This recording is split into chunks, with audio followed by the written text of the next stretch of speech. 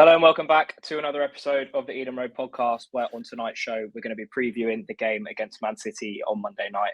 At the time of recording, our Spurs full time will already be out, so please do go and check that out and give that a listen before watching this preview. But for this preview, I'm pleased to say that joining me is David Mooney from the Blue Moon podcast. David, thanks so much for taking the time, mate. Hope all's well No with problem you. at all. No problem. Thank you. Lovely. Just before we get going, guys, remember to keep dropping the comments down below, subscribe to the YouTube and Spotify channels, and also give us a follow on our socials. That's at the Eden Road on Twitter and at Eden Road Pod on Instagram. David, first things first, we're recording this episode on Tuesday night before City's game against Burnley and Brentford's match against Spurs. Obviously, City are flying at the moment after a bit of a wobble last year. I mean, I don't know if I could classify it as a wobble. It was a few results that didn't go your way, but fresh off a dominant performance at Spurs in the Cup, which I really didn't see coming because I was actually just chatting to a Spurs podcast yesterday. And yeah, they love us. We never do anything there. Yeah, they love us. I know, I really didn't see that coming. And obviously that huge win against Newcastle in the league. Was there ever any doubt after, for example, the Villa loss and maybe the draw at home to Palace, that City wouldn't get back to their best? I'm still not entirely there, to be honest. I still think there is an element of needing to see kind of that City have turned a corner. The Palace game, I'm a little bit torn about because I don't actually think City did that much wrong in the game. I think there were two moments where Palace got down the other end of the pitch and scored. And I know, I know immediately the football fan in you goes, "Well, that is a problem. That's a major issue." But in terms of controlling the game and what City like to do, I don't think City did too much wrong. I think Palace had two moments. The other games in kind of that wobble that you talk about, the Liverpool game, they should have finished it off. The Spurs game at the Etihad, they should have finished it off, and they didn't. I think those were far more, in inverted commas, criminal results than the Palace one. And yeah, they kind of needed the Club World Cup to go away and just kind of be out of the country for a bit and just get their heads screwed on. And since they've come back, I think they've won every game, and that's kind of like the first part of turning the corner. The performances have been a lot better, and I think it's the problem with analysing City in this case is that City have a lot of players who are very good at just winning a game, and it means City can play quite badly for kind of 80 minutes or so, but then suddenly Erling Haaland sticks one in the net. Julian Alvarez bends one in from the edge of the box. And you kind of go, well, that's City. That's what they do. And it kind of makes the overall picture look a lot better sometimes than it has been, maybe. And that isn't to say that City are not doing well this season. They clearly are. They're clearly within touching distance of the top of the table. And if they win the game in hand, I think are 2 points behind Liverpool, which absolutely at this stage of the season you would take.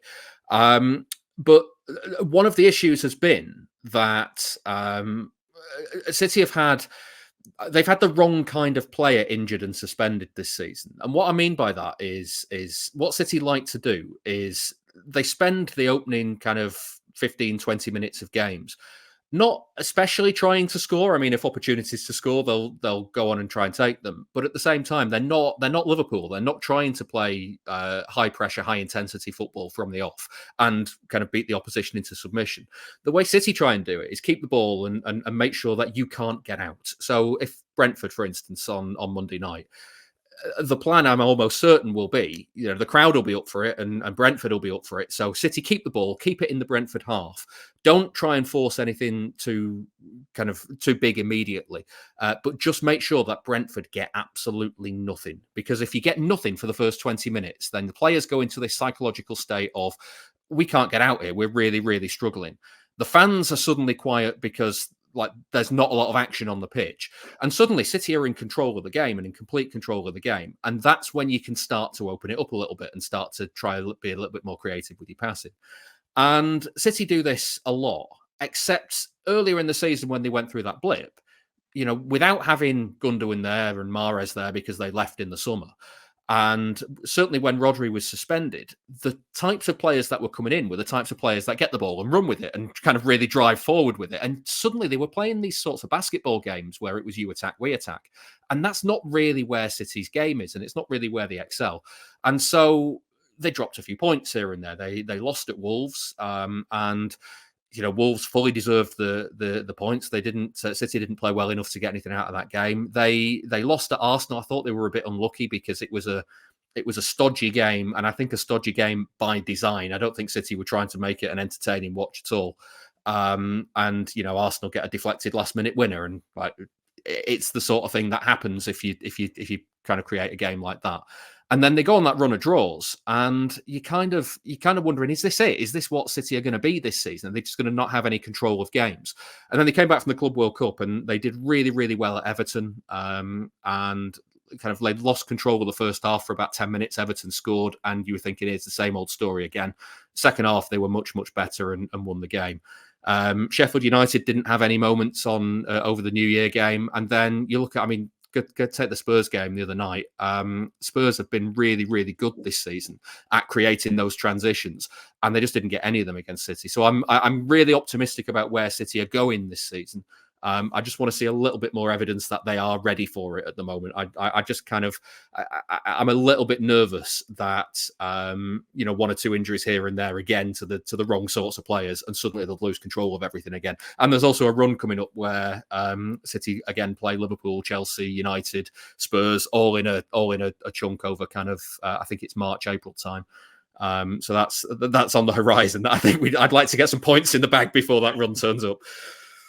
Yeah, I think you mentioned the game plan from City's perspective would be to keep the ball in the first 20 minutes, get the crowd offside, get it quiet, and then look to pick apart Brentford. I feel like that's what happened in the first game that we played you at the G-Tech, maybe in the first season. I think Foden might have scored quite late into the first half, and then it ended up being a routine win for City. Yeah. It was a horrible game, wasn't it? It was, and I think City made it. I think City were happy to have a horrible game because it didn't give Brentford any chance of getting back into it.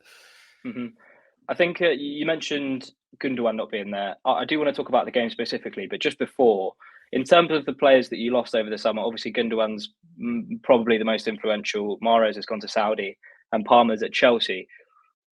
How did you feel about those outgoings? And as a follow-up, do you think City might have regressed this year? I think it's an interesting one because I haven't decided whether City have regressed or not yet. I think the players that have come in. I think Kovacic was a smart signing that they were going to do that anyway, whether or not Gundogan stayed. They were trying to get Gundogan to stay, and I actually gutted that he left because I think he's the sort of player that City have really missed this season. Nunez, I'm not sold on him yet. I think he's a player that has the potential to do well in this City team, and he's younger than Kovacic as well. So he's got kind of time to learn what Guardiola wants of him. I think his ceiling is a lot higher than what he's showing at the moment. And there's a whole history of Guardiola signings taking a year and a half to kind of bed in and get the position.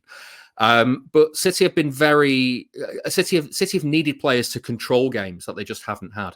And I think the loss of Gundogan was huge. I can't underline just how important he was at the back end of last season. And of course, the headline grabbing moments of the goals, like, he scored a brace at Everton that gets the headlines, the FA Cup final goal. But it wasn't just the fact that he was scoring; it was the fact that he knew when to play a pass. And there's a phrase that's kind of seeped into the City fan base of the phrase we use is pauser, and it's this knowledge of when to play the ball, not kind of go immediately with it. So it's as much as knowing when to reject a pass forward than as when to play it. And it just keeps City on the front foot and keeps City in control. And there are some players that Guardiola has kind of shown know it and can do it. And, David Silva was a big proponent of it. And, Gundogan last season, Mahrez always had it. And there are some players who are kind of a lot more of the kind of go-getters and the sort of players that get the ball, carry it and move it forward. And you look at the players that City have had available, the likes of Foden, the likes of Doku, the likes of Alvarez. They're the sorts of players who get it and go. And it was when they were missing Grealish. I mean, Grealish is huge for this. He gets a lot of stick for his numbers not being great. And it's a very, very boring answer to say he's very good at controlling a game.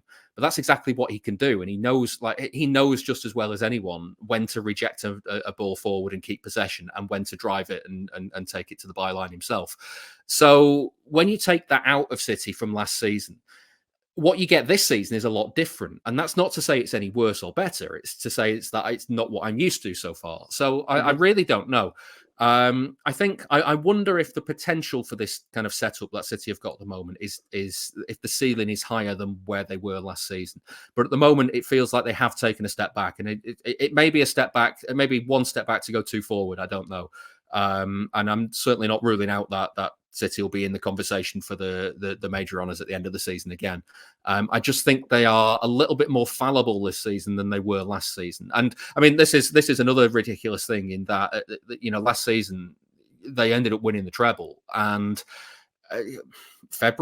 start of February time, I was thinking that they're not going to win anything this season. They're just not playing well enough at all. They couldn't string results together, and then out of nowhere they went on a bit of a run, and they caught up with Arsenal. And there were moments last season where you just thought, right, okay, you've had a good result, go and build on it, and then they drew at Nottingham Forest, or they lost the Manchester Derby in ridiculous circumstances, and you're like, well, okay, it's one of them seasons. And then by the end of it, you're like, well, this could be the best City team we've ever seen, and you kind of like, I don't really understand how we've got to this position, but we have. All right, fine, they found something. I mean, the solution was, again, it's that thing of sorry, I'm waffling now, but we get into this thing of, you look at what I think is the best City team, or the best iteration of Guardiola's City team, and it didn't have a centre forward in it. It was the false nine era from a few years ago. And they signed Haaland, and everyone went, well, of course, they'll stick the best striker that's ever existed in the top of this, and then everything will work fine. But it doesn't quite work fine, because suddenly you're taking a body out of the middle and playing them kind of a lot further forward. And you can't outnumber the opposition in the same way as you used to when you had a false nine dropping in. And Guardiola's solution to that at the end of last season was basically, we'll get John Stones or Manuel Akanji to step out of defence and become that extra player in the middle. And it kind of took 6 months of the season for him to work out how to do that and how to fit it all in. And as soon as he did, it was great. And then this season, Stones hasn't been available for the vast majority of it. I'm not sure if he's fit again now. If he's not, he's certainly close to it. And Akanji's been in and out of the team and kind of not really doing the same sort of thing. And the former Kyle Walker's been down as well. And so the way that they're trying to build up and the way that they're trying to overload the centre of the pitch has just been a bit different. And it feels like they've not quite clicked yet with what they want to do. And I wonder if the last kind of 4 or 5 games or so has been City starting to get that and starting to click a little bit more. And as bad as Kyle Walker has been this season, I think he hasn't had a great season so far. I thought he was brilliant against Spurs, and that could be that could be like the first signs that things are starting to come together again. I mean, you mentioned it is kind of around this time of the season that it happened last year, where it was a bit shaky at the start, and then you went on this run around Christmas time. It kind of looks like it might follow the same trend ever since you got back from the Club World Cup. Like you said, I think you've won every game. And obviously that performance against Spurs was a real statement. The one against Newcastle I thought was really impressive. Just somehow managing to overcome the atmosphere at St James's after those 2 identical goals for Newcastle. And you're right, I think Kyle Walker was at fault for both of them. It's interesting, actually. Newcastle follows that same pattern of Everton, of where City went there, they started the game really well, they took the lead, and which they didn't do at Goodison, but what they did do after that was then lose control of it for 20 minutes, and in that 20 minutes Newcastle scored twice and got in front. And as soon as, like, you look back to that second half at St James's, it was one-way traffic, and that was all because of City doing that thing of, you ain't getting out, we're just going to keep the ball and move it in our patterns, and you're going to feel like you're trapped in your own defensive third. And that was ultimately how City won the game. Now, they left it a bit late for my liking, but it's one of them where they want to try and make sure that they're not just good players getting into good positions. They want to kind of beat the will out of the opposition by keeping the ball and keeping it moving. Just before we get onto the game specifically, David, I don't think I can do this podcast without bringing up last year and Brentford doing a double over City. I'm sure the listeners will definitely want some reaction from the City end, because it's any excuse to bring it up. I'm really sorry. Obviously, it proved pretty inconsequential in terms of City's treble, but I have to say, I mentioned it on your podcast that we've just done before this. It was one of my best days, if not the best day, supporting Brentford. So just talk me through those. Probably just the away game. The away game will do. I know the home game was fun too, but you'd won the league by that point, so it didn't matter that much. Yeah, I can't remember the name of it. There was a player that was given a debut at your place on the last day of the season, and he's one of them players that will go in one of the Sporkle quizzes of name every player that's played under Guardiola. And you're like, I have no memory of who this guy is, so I can't remember who came on. I wonder actually, it might have even been Oscar Bob. I don't know. He might have come on in that game, and that could have been his Premier League debut. I don't know. I'd have to go back and check. Player, by the way, Jesus, we'll get on to him. We'll get on to him. Yeah, the Etihad game. So that was the day before my birthday, and I knew from the season before that the two games last season against Brentford were not going to be easy, and I'm always wary of going into games and underestimating the opposition. At the same time, you kind of have to accept, City have spent a lot of money. They've got a lot of great players, and most times they're going to win the game. And so it does genuinely feel really disrespectful when I go on opposition podcasts and say, well, you know what, there might be an upset here and there, because at the same time, City should win the game and they should be good enough to win the game. And then you could tell from the first kind of 10, 15 minutes that City weren't quite at it in that Brentford game last season.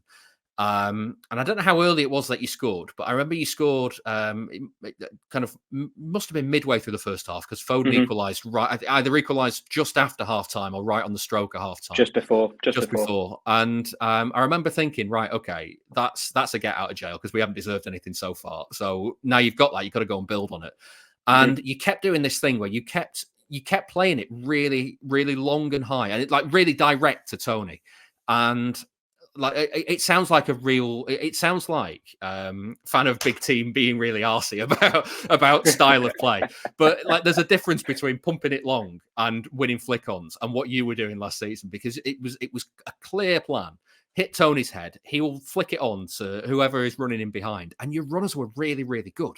And the problem that City were having, and City don't like transitions. That's the one part of the game that City have historically under Guardiola really struggled with, because they're not set up to deal with them. So, you think there's a wonderful moment in the Champions League final from last season where Akanji lets the ball run, and Edison isn't coming out to sweep it, and it just presents a chance to Inter.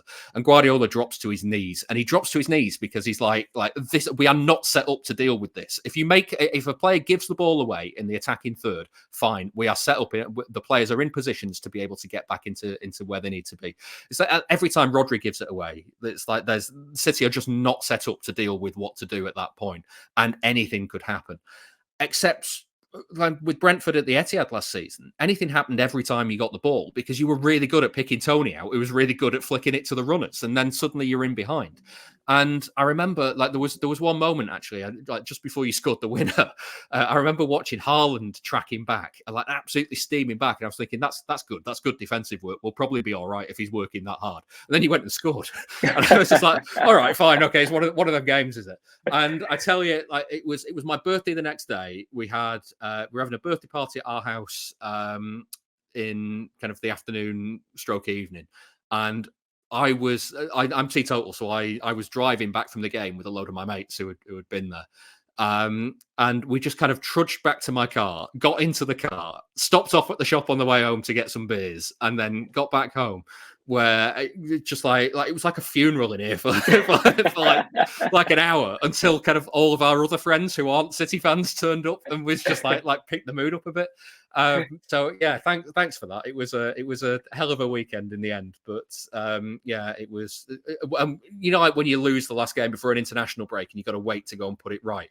I mean, try doing that with 4 weeks of a World Cup, and then having Liverpool on the first game back in the League Cup, and you're like, well, this could go anyway. We don't know what they're like. We don't know what we're like. We just had a World Cup. All the players have been away, and we just lost the last one. I'd like to go and put that right. Yeah,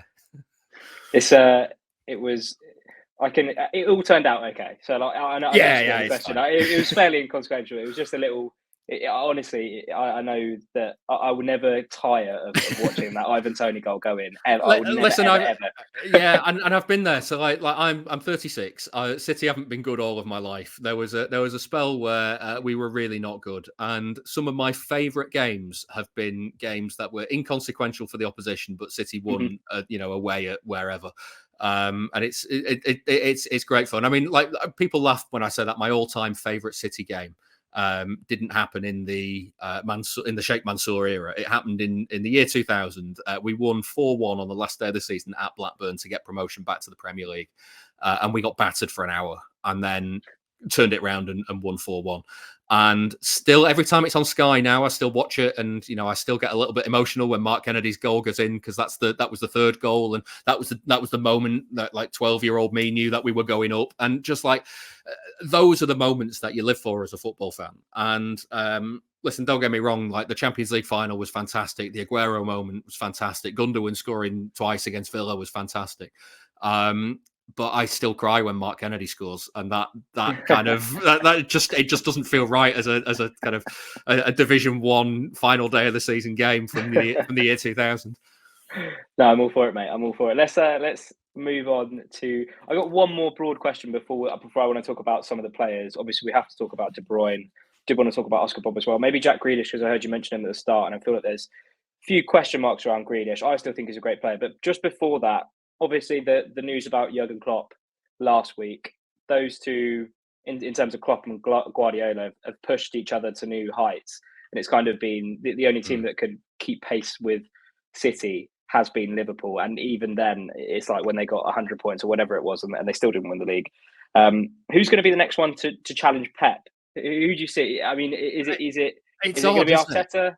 Yeah, I don't know. I don't know. I like Pochettino, and yet Chelsea are still a basket case. I don't know. I don't know what the problem is there, because he's a good manager, and he so a little bit of. There's no reason for you to know this, but City fans are taught to hate Spurs growing up.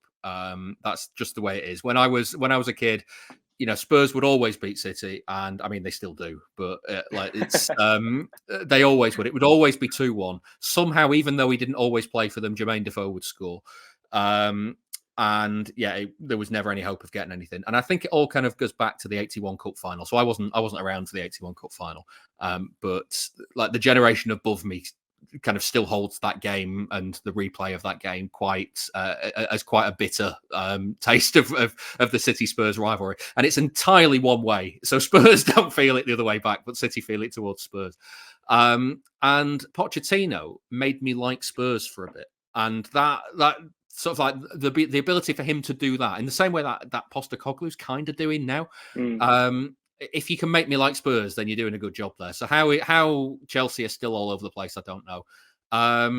And beyond that, I don't really know. I think it does depend who Liverpool give the job to, because there's an element of being able to compete with Guardiola, but ultimately you have to have the resources to be able to compete with the club City as well. So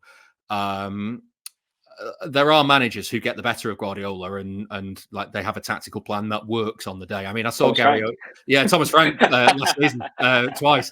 But I saw Gary O'Neill on Monday Night Football a few weeks ago talking about how he set his Wolves team up to beat City. And it ultimately boiled down to cutting out the space and not letting them kind of get into the small spaces that they want to get into. And I'm like, yeah, but you're not the first person to try that, mate. Other people do that as well, and other people try it and it doesn't work. Just because you've tried it once and it's worked doesn't mean that you've developed this formula to do it. Sometimes you don't have to be good if you're lucky. And I'm not suggesting that Wolves were lucky, but they caught City on a day when City couldn't get the game plan going. And Klopp had the ability to change things up and really make it difficult for City in a way that other managers haven't kind of really, really found the way to do it. And I wonder if part of that is because the players that Klopp had at his disposal are of a level where they can just manipulate a game in a much better way than other teams. But then you look at someone like De Zerbi at Brighton, who he's caused City problems. I can't think off the top of my head if De Zerbi's Brighton have beaten City in recent years, but I don't know if it's De Zerbi's Brighton that's done it. But there are times that Guardiola loves him, and he loves him because he presents problems that don't normally get presented in games. And it wouldn't surprise me if you ask Guardiola thoughts on Thomas Frank behind the scenes, and he's actually quite complimentary about him because, again, the way you played at the Etihad last season is the sort of thing that other teams don't really do against City. There was a clear game plan there, and there was a clear kind of step 1, step 2, step 3 of how we are going to try and win this game. and it worked. And that's not to say that like other teams haven't tried similar, but in this case, you looked at your players' strengths, you looked at what you could do, and you're like, well, we can do this, and they're susceptible to this, so we're going to do this, and this is how we're going to play. And it might not matter. City could have scored 4 in the first half, and it doesn't matter. But on the day, it worked, and it worked really well. And City didn't score 4 in the first half. So I mean, I think it depends on who gets appointed where. Arteta at Arsenal he's created challenges for Guardiola, but I'm not entirely convinced. I watched the Community Shield, and they didn't have much of the play in that, and then scored a deflected last-minute equaliser and won on penalties. And I remember hearing the interviews after the game of, is this the mental block of beating City now out of the way? And everyone's talking about, yes, it was. And I'm kind of like, I'm not entirely sure that's the way. Like, if your formula is rely on a deflected goal, I mean, to be fair, they got a deflected goal in the last minute of the Emirates as well. So maybe that is the formula. But I kind of want to see a little bit more than that. And yeah, like you say, Poch at Chelsea. I mean, he caused City no end of problems in that 4-4 draw, but City scored 4 at Stamford Bridge, and like you're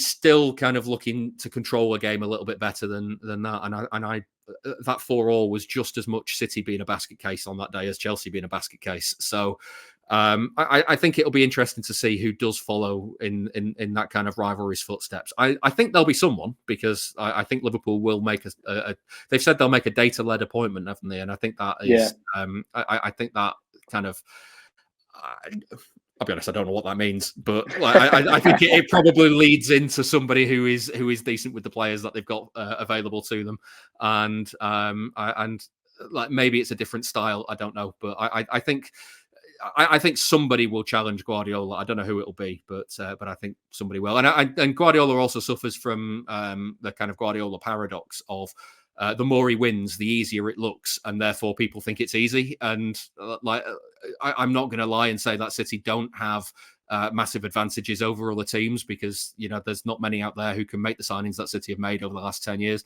But at the same time, the reason of City's level being so high over the last 7 or 8 is Guardiola. It's not the resources.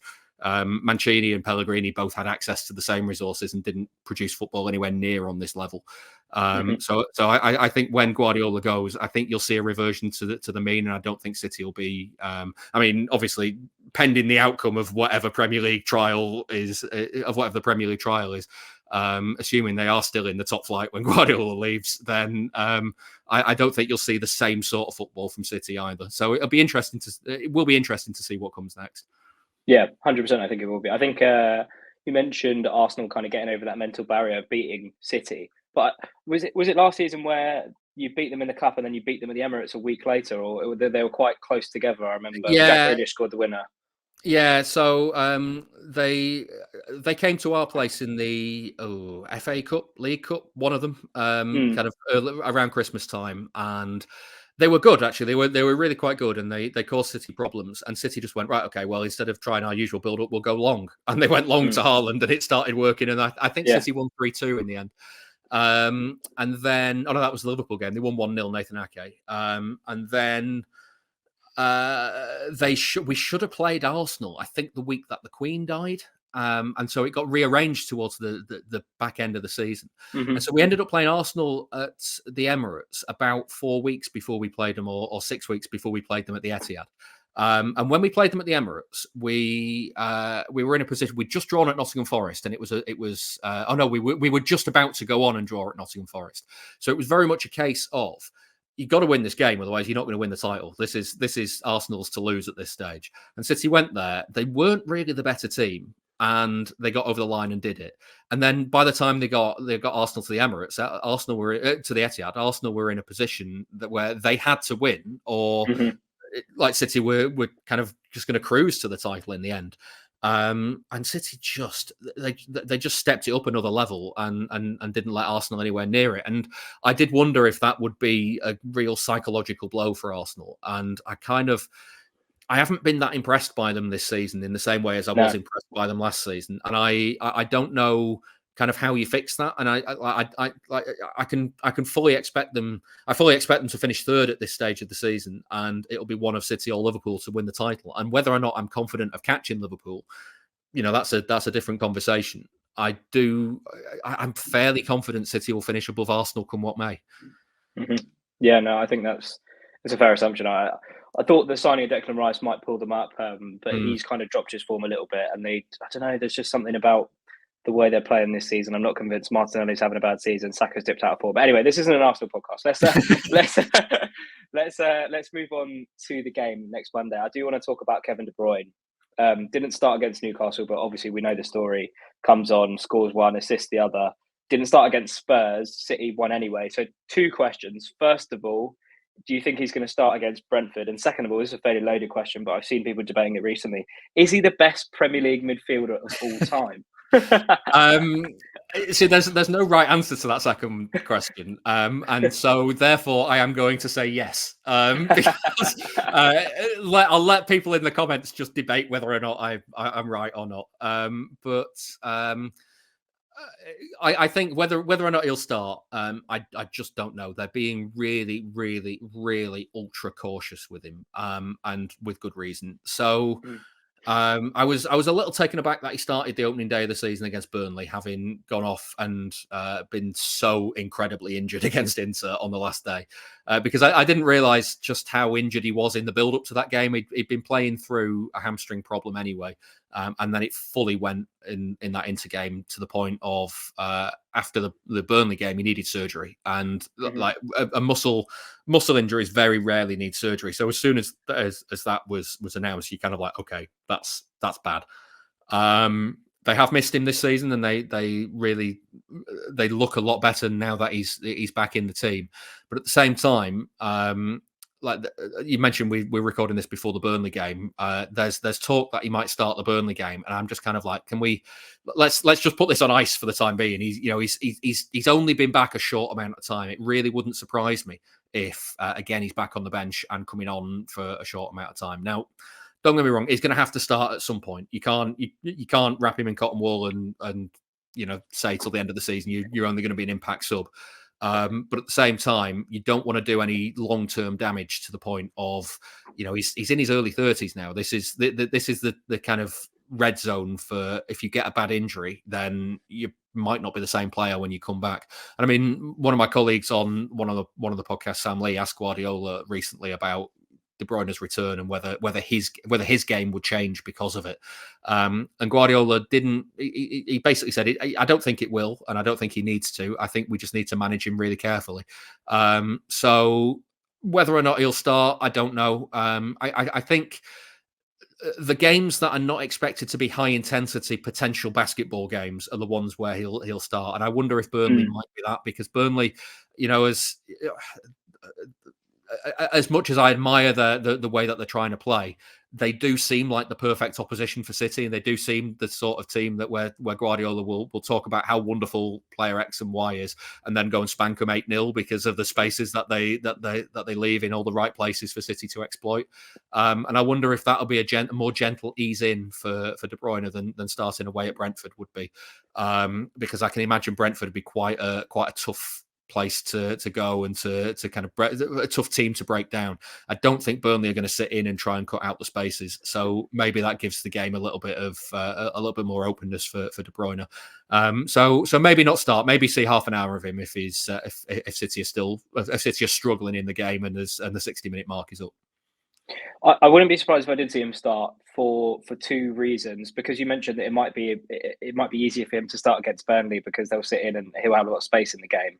I feel like the reason that we were so successful against you at the Etihad last season was, one, Rika Henry being that output. I mentioned it on your podcast, but such an important player for us in terms of getting us up the pitch and his ball progression. But 2, Frank Onyeka, who's away at AFCON, he was really important here, and he's not been that great this season, and I'm sure Brentford fans would agree. But he is a pressing machine, and I feel like when we played you at the Etihad, a lot of turnovers in the middle of the park came from him. So I wouldn't be surprised if De Bruyne did start. Someone that we know is back in the squad from today's news for Burnley, Erling Haaland. I want to talk. You mentioned earlier, I can't remember which question I asked, but you mentioned earlier about when the doubts were coming in if Haaland made City a better team or if he went to the wrong club. Talk to me about City with and without Haaland, just in general. Well, it's interesting because I can't decide, and I am fully prepared that any City fan who's watching this could shout me down now. But like it's an interesting dichotomy because having a player in the squad, like City thrive on control and controlling games. So when they don't have control of games, it's a lot harder for them to kind of impose themselves on the match and to get the 3 points. And the best way to control a game is to stick extra players in the centre and create overloads in a position where the opposition just can't get out. And that's why I think the false nine City was one of the, it was, if not the best, then close to the best iteration of City under Guardiola. Because they pinned teams back and they played it around and around and around. They worked the opposition all over the pitch, created an opening, scored the goal. And when you take a player out of that in order to put in a great centre forward up top, you lose that element of control, and it gives the opposition a little bit more impetus in games. But at the same time, the player that you're putting in there is possibly, I mean, it's very early days to talk in this manner, but it's possibly the greatest striker that the Premier League's ever seen, because his ability to finish is like nobody else I've ever seen. And what's really interesting about his inclusion at City is that when Guardiola arrived, he obviously had Sergio Aguero as one of the players up top. And Aguero, for all of his goal-scoring exploits under Mancini and Pellegrini, he didn't do a lot for the team. He didn't do a lot of off-the-ball running. He didn't do a lot of pressing. He was there to score goals, and he scored a lot of them, and that worked for those setups. But in the same way that Joe Hart didn't play the ball out from the back and played it long a lot of times, like you can't really do that in the setup that Guardiola wants to put in. And so he set this challenge to Aguero. You need to get more involved in the team, and you need to drop in more and be more of a presser and more of a Guardiola type player. And Aguero nearly left. He nearly left City in that 16-17 season. And at the end of it, Jesus came in, did a lot of the work that Guardiola wanted, and Aguero rose to the challenge. And the next season they won 100 points, and Aguero was the man who was kind of he made himself the go-to centre forward. And it's interesting to see that Guardiola isn't doing that with Haaland. He's got Haaland, who is this absolute machine at scoring goals, and he isn't making him try and get involved in the build-up play, because I think he looks at his skill set and goes, he's just not very good at it. And like it's one of those things where giving the ball to feet, 50 yards out of the opposition goal, and like he's not great at linking up and kind of moving the ball around. And I think that's ultimately why Guardiola was quite keen on getting Harry Kane in the first instance, because he can do that and he can come deep and get involved. He's almost the perfect Guardiola striker that City never had. And then at the same time, like for all of those faults that Haaland has, he broke the record last season for the number of Premier League goals scored by an individual, and had the most kind of in an English football season ever, apart from Dixie Dean. And you're kind of like, well, if that's the level that you can score at, you've just got to find a way to get this guy into the team. And what they did at the end of last season with the overload in the centre coming from one of the centre halves stepping into the middle was a perfect solution to that, and it was a perfect way to have this great striker up front, and at the same time kind of keep the control that the false nine era gets you. And so I can't really work out on the weighing scales where kind of losing the control of the extra player, but adding the greatest striker that may have ever lived. I don't really know. I wonder if it just cancels each other out, and like that's kind of like City are just good because of a different reason this time. So it is interesting to see all of that and kind of how it works. And I understand, if not, I don't agree with it, but I understand where the argument comes from of maybe Haaland has joined the wrong club in City. Because ultimately with Guardiola, I think Guardiola's biggest asset is that he's a problem solver. And he solves problems that you don't really realize that you have until he solved them, and then you're like, actually, that works a lot better than it did previously, and there we go.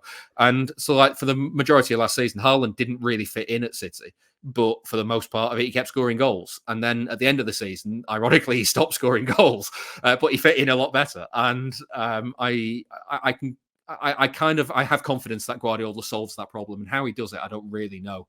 At the moment, it seems to be Kyle Walker pushed wide and high, and then Julian Alvarez is dropping in to be the extra player. But now that Haaland's back, I don't know if they revert to one of the centre halves stepping into the midfield again and kind of doing that instead. And of course, that all depends on the game state as well. Sometimes you don't need that. Sometimes you don't need a defender taking on that role because the opposition are just not pressing high enough for that overload to matter in that area of the pitch. So it's interesting to see how it goes. I think Haaland has, I think he himself will admit that he's got some learning to do in City and how to be a City centre forward. But I think it's interesting that Guardiola's met him in the middle, where with someone like Aguero, it was my way or you're out of the club, mate. And he just won't do that with Haaland. Yeah, it's going to be interesting to see the rest of Haaland's season, because I know that City players do take a while to bed in, but he's good. Like you said, he broke the record in his first season. So like, if he comes back and somehow manages to top that, I wouldn't even be surprised. He's an absolute monster. But in terms of final couple of questions from me, David, in terms of the players that can hurt us, if Haaland does come back in, who are we thinking is going to feature? Would it be Oscar Bob, Phil Foden, Alvarez, Doku, Grealish?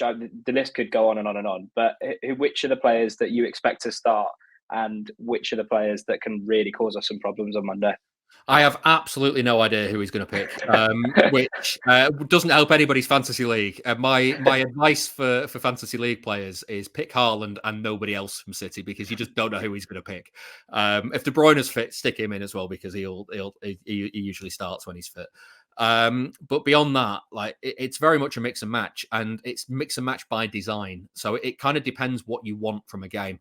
And ironically, I think Guardiola's picked opposite of what I want from most games this season. So games where you want to control it and keep the opposition penned in, I'd pick Grealish over Doku, and then he's picked Doku over Grealish, and it's been one of them where you're like, okay, he's looking for the control elsewhere, fine.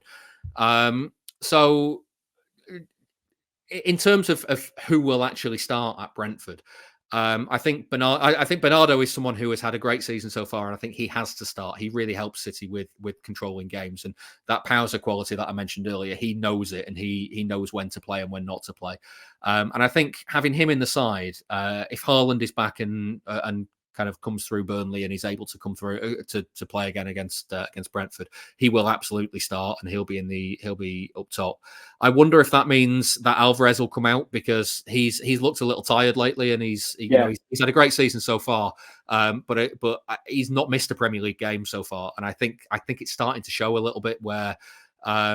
For sheer volume of football, I mean, last season he played a full South American season, played the Copa Libertadores, and then came straight over to City and finished the season here, and then went and played the World Cup, and then kind of just carried on finishing the season. And so he's played a relentless amount of football.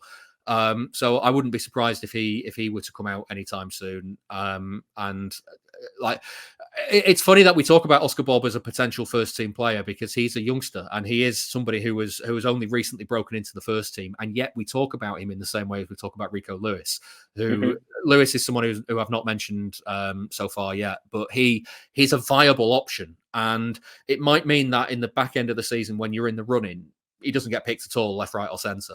And that's just experience. That's the only thing that's keeping him out of the team there is experience. It's not anything to do with his technical ability or anything else, or even what he'll do in individual moments. It's just the experience of all the key players being available and in those positions.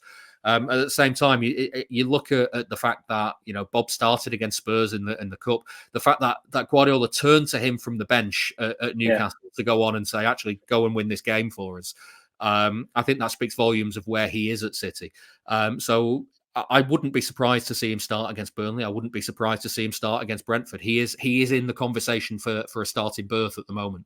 And all that does is say to Grealish and Doku and Foden, book your ideas up, because if you're not at it, then somebody else will take your position. And that's kind of what City need, because the players who really do damage, and the players that kind of really caused opposition problems are the sorts of players who can come in for a game, come out for a game, come in for a game, come out for a game. And you look at the back end of last season, take someone like Riyad Mahrez, for instance, who barely played at the back end of last season. And when he did play, he played really well. And then the problem is that Guardiola then had to stick his arm around him and go, listen, Riyad, you've done nothing wrong. I just need this for this game, and I need to do something else for this game. And that means you're going to be on the bench again, mate. And I'm very sorry about it, but it's just kind of how it's going to be. And that's the sort of thing that drives City players forward, and that competition really does keep the levels high. So, like, Guardiola could pick anybody, and I don't think there'll be too many grumbles from the City end about who he's picked based on recent form.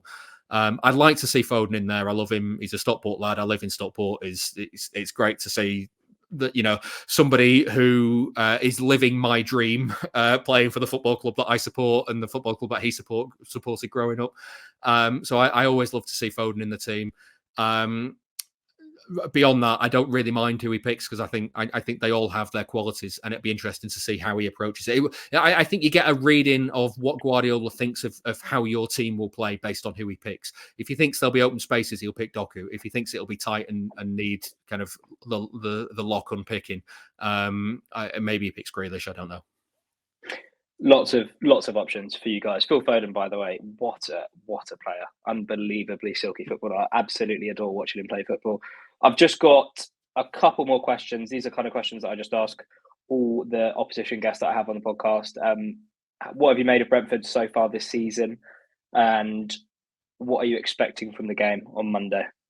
Well, I expect it's going to be a horrible game. The two games last season, you made them both horrible, and like, City don't like those games, and you were really, really good at giving a games that City don't like. So I think it'll be another one of them. I mean, even the two games before, like, I can't remember the result of the Etihad the season before. I think it was 1-0 again. 2-0, I think. 2-0. I think it was 2-0. But it was very tight have anyway. Yeah, it was very tight, and he had chances. And the game at where Foden scored at your place, it was not an easy watch, and it was one of them where City just couldn't break you down. So I'm expecting the same sort of thing. And I know you've been out of form lately, and I know you've kind of looked at the teams below you rather than the teams above you for a while now. I don't think you'll be in trouble this season. I think I do think Thomas Frank is a good manager, and I think he's got. I think he's at a club that'll give him time, and I think that I correct me if I'm wrong, but I'm not sensing there's any feeling towards him that he needs to be changed. And I would back him to be able to turn it around again. I think you've clearly been hit by the suspension of Toney, and I think that's been a huge loss for you over the last few weeks. Because I mean, chuck in over this run of form where you've not been able to pick up any points, chuck in a player who can score a goal out of nothing, and suddenly you might draw a game instead of lose it. You might win a game instead of draw it, and all of a sudden that run of, I don't know what it's been, but let's call it kind of 7 losses and a draw, suddenly might become, 5 losses, 3 draws. And you've picked up a little. It doesn't feel as bad as it has been previously. And there, anybody who's keeping track of my mental maths will know that I'm not very good at it anymore. But I think in terms of a season, I would understand if you were to tell me that the feeling amongst Brentford fans at the moment is disappointment. I'd understand it, because it's not gone as I expect you were expecting it would go at the start of the season. But at the same time, I don't think it's beyond rescue, and I think there's.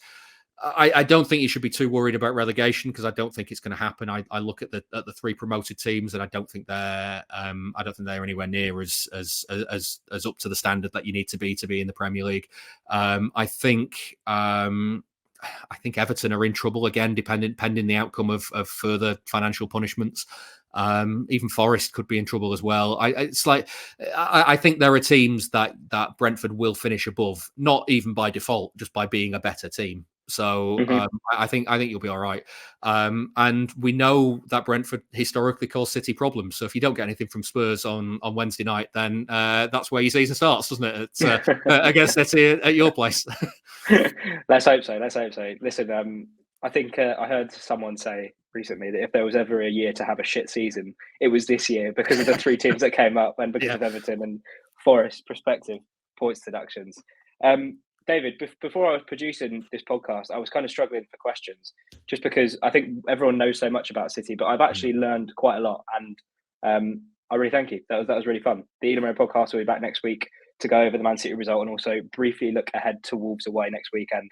Before we go, I do want to hear from people in the comments. Last week's response was really nice to see, lots of interaction and engagement. So please do drop your comments ahead of the City game on Monday night. And whilst you're at it, remember to like and subscribe to the YouTube and Spotify channels. Please leave a rating as well, and also follow us on our socials as at the Eden Road on Twitter and at Eden Road Pod on Instagram. David, that was an absolute pleasure, mate. Thank you very much. It's been fun. Good luck for next Monday. You don't mean that, but it's fine.